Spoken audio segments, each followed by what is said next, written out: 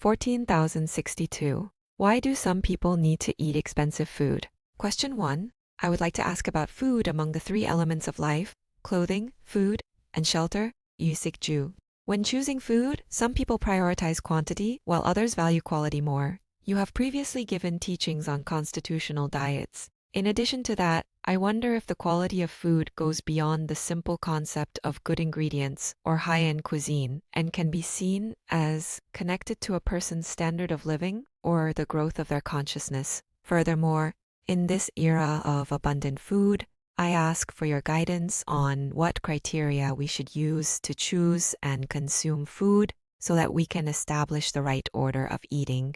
We have clothing, food, and shelter. But Sikshik has two meanings. It means food, shi, and it also means knowledge, si. Since today's question seems to be about food, when we deal with food, we must never do so while complaining or harboring dissatisfaction. What comes to me is exactly what is meant to come to me. There are also classes and levels in how we live. Depending on the kind of work someone does, they eat a certain kind of food. For another type of work, they eat another kind of food. And for yet another type of work, they eat a different kind of food. If we misunderstand this and make a mistake, we might complain about business executives staying at luxury hotels and eating incredibly expensive food. Those people eat there because they have a reason to eat there. Meanwhile, someone in the countryside is sitting by a rice paddy, scooping up and eating their meal. That person is eating that way because they currently have a reason to eat that way. Take a look at how we eat. For example, there was a time when we all did physical labor, when we were all laborers. Even Chairman Lee Byung-chul had a time when he worked in overalls. Chairman Chung Joo-young also had times when he wore combat boots and worked hard. During those times, you never get sick from eating poorly. Sitting together, even if some dust and dirt get into the food, once you eat it, it digests completely. Sickness does not come. Sickness does not come then. But, as the era changes completely, what happens?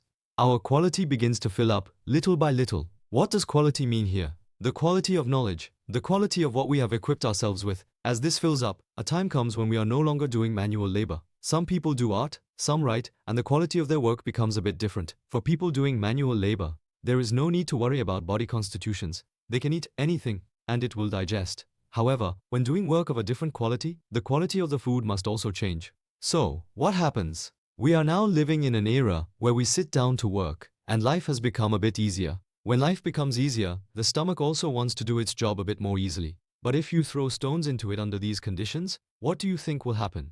It won't digest. The body cannot filter it out and expel it. That is when sickness comes. Looking at it this way, we see those people eating expensive and good food. They eat good food because it is the time for them to eat good food. However, there are times when we eat for quantity, and times when we need to eat very little. The people who eat expensive food are those who eat in small amounts. Why do they eat so little? In return, they must eat things that are highly nutritious. The nature of their work requires it. They do a lot of mental work or run businesses, which is intellectual labor. Therefore, they eat small quantities. If they eat small amounts and lack nutrients, it becomes a big problem. That is why they seek out and eat high-quality nutritious food. On the other hand, when we engage in general activities and work like this, we need to eat a bit more in quantity. Why? Because our digestive capacity is excellent at that time. We don't need to eat such high-end food. We get all our nutrition by eating a bit more. By observing how someone eats, we can discern what kind of work they do. Also, take a look at incredibly beautiful women, those who look like princesses. How do they eat? They pick up their rice grain by grain with chopsticks. Why do they eat so little? They don't do physical labor, because they don't work that way. If they eat a lot, they will experience trouble and get sick. Therefore, they look for very high-quality things and eat them in small amounts. In return, they must consume nutritious food. In this way, there is an immense depth embedded in our food culture and how we live our lives. However, you don't need to intentionally go out of your way to look for it. Just eat what comes to you right now. What comes to you? When you come to gatherings like this, if you eat the food served at the gathering, you will never suffer from indigestion. When we gather separately, the food eaten there is different again. Why? As human beings, we precisely find what we need, and what we need is bound to appear before us. Such people will also come before us, and we share these things and live together with them. Therefore, there is absolutely no need to envy anyone for eating very expensive food. When I reach a position where I conduct activities that warrant eating expensive food, that food will appear before me precisely. Therefore, raise your own quality. If you raise your quality, you are bound to eat that food matching your quality, even if you try not to eat it. it will come to you. Raise your own quality. Good food will all come to you. So food is actually serving as a study for human beings. And since we are talking about Uisikju clothing, food, shelter, our nation in particular must dress well. When doing manual labor, there is no need to dress well. Why? Because there is no reason to stand before others. We have raised the Republic of Korea this much through manual labor, so now we must show ourselves before the world. That is why we must dress well. When we stand before others, we dress well not for our own sake, but for the sake of showing respect to others. Therefore, when going to a certain place, you must dress appropriately for that occasion, and when meeting someone, you must dress to match the style of the person you are meeting. The way we dress must vary across these situations. Only by doing so can you score points with that person at first sight. After that first meeting, you can dress a bit more casually.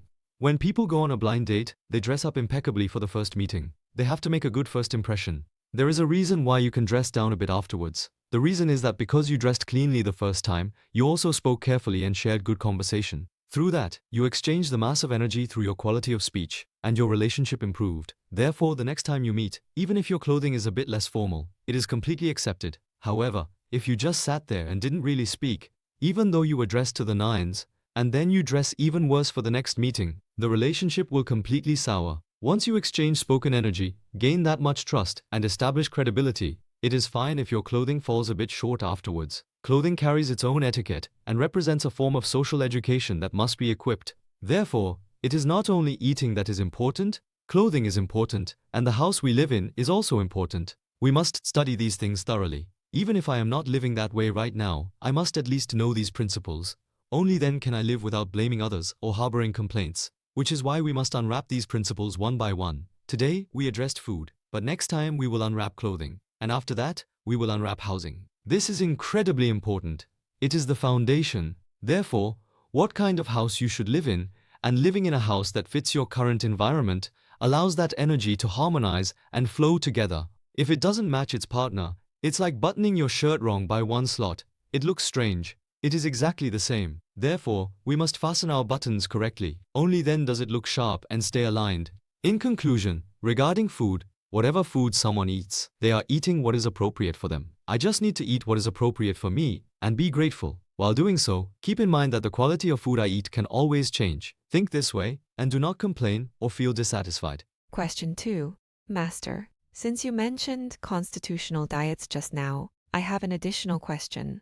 When food is served at a shared gathering, some people say, "This doesn't fit my body constitution, so I won't eat it," which can make others frown. I would appreciate it if you could provide the right guidance on how to handle this situation properly. When dealing with food and finding that it does not suit you at a shared table, you should ask for understanding. There are people who experience physical trouble or have what we call allergies when they eat certain foods. If you have experienced this, you should politely ask for understanding from others at the table. If you ask for understanding first, it won't cause discomfort, and everyone can manage the situation together. It's not something others should criticize you for, just because you don't eat it. To reiterate, when you are doing heavy manual labor, sweating, and working hard, you can eat food regardless of your constitution. However, when you do work that is of a higher quality than manual labor, such as sitting at a desk or doing mental work rather than physical labor, you must eat food that matches your constitution. That is when a constitutional diet becomes necessary. If I talk more about this, the explanation might get too long, so I am shortening it a bit.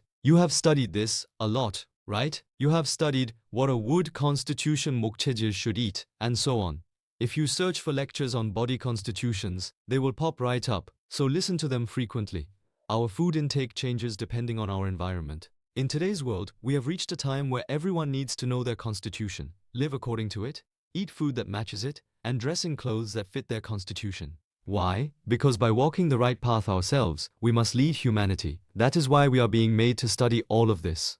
Some people thrive in black, while for others, black does not suit them. It harms their health. In the future, colors will create illnesses and also cure them. Interacting with light and colors causes changes in the human body. That is the power of colors. Receiving sunlight is also ultimately about colors. When broken down, it is all colors. By coming into contact with these colors, we can eliminate diseases or create them. In the future, color therapy and similar natural forces will be included in medicine. Since we have evolved into mature human beings, we must live while understanding the laws of nature. In alignment with that, through studying body constitutions, we must understand why certain things do not suit us. When it comes to leading humanity, we can use this single subject of body constitution to cure human illnesses, make things better, or make things difficult.